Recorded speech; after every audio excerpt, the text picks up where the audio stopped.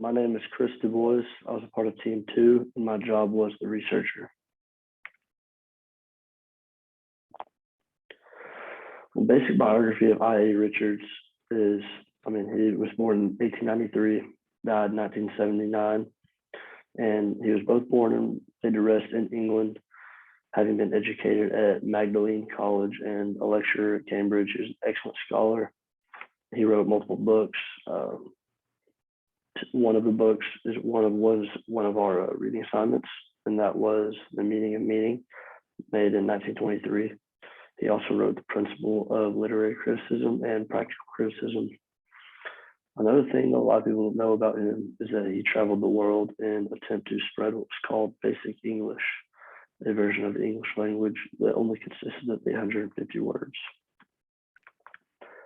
And I was supposed to find some things that were related to him and his work, and that were interesting about these things.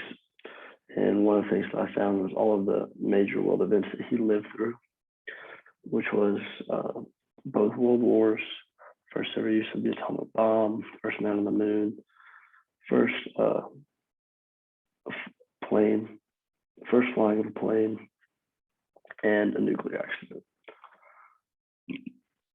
One question I have for the audience is, other than COVID-19, can you think of any events that will be remembered in world history that you have lived through? C.K. Ogden was his partner in literature and in research, and he was born in 1989, died in 1957, so slightly older than Richards, and did not live as long. Like Richards, he was born in and also died in England. He is the creator of Basic English, which is that language I just went over earlier, in which they tried to travel across the world trying to spread it. It was a simplified language that he and Richards believed would benefit the world in knowing. In 1919, Ogden founded the Cambridge magazine and also co-wrote The Meaning of Meaning, which was a reading assignment we have with his partner, I.A. Richards. Basic English is just a simplified version of the English language. It only has 850 words, and the rules are basically as simple and necessary as possible. There's no necessary meanings or words in this language. Ogden wrote the book Basic English in 1930, and he and Richards believed that a universally understandable language would help bring about understanding and peace, basically, among the nations. And they traveled the world and went to countries such as China promoting the speech. The audience question is, do you think there will ever be a fully universally understood and fluent language? Also, if there was, do you think do you think problems would be solved more efficiently with better solutions? And just a note to that question is that there are 6,500 different languages spoken in the world today. Many of Richards and Ogden's work was based off of rhetoric, and rhetoric was developed by Aristotle, which we have gone over a lot in this class. Rhetoric is the art of effective and persuasive speaking and writing. It's been the main topic of philosophy for hundreds of years, and basically the main topic behind almost all of Richards' work and research. What is a theory?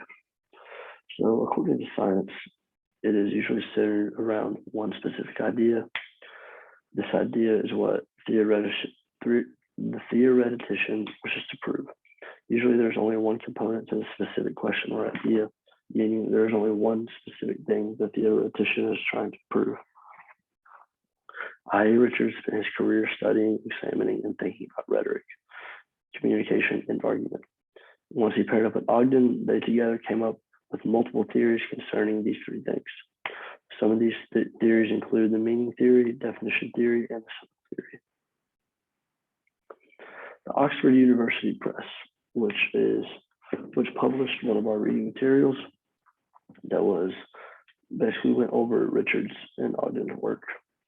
University of Oxford is the oldest university in the English-speaking world. It's the largest university It is the largest university in the world, second only to Cambridge University Press.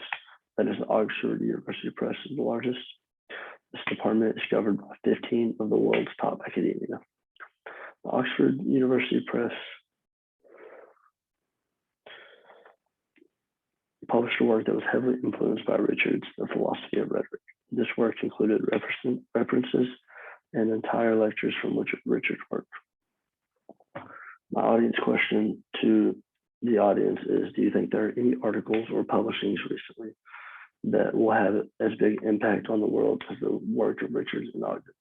Another question could be, do you think there are any press companies that have the influence to publish a work this size in the US, comparing that to the size of Richard and Ogden's work?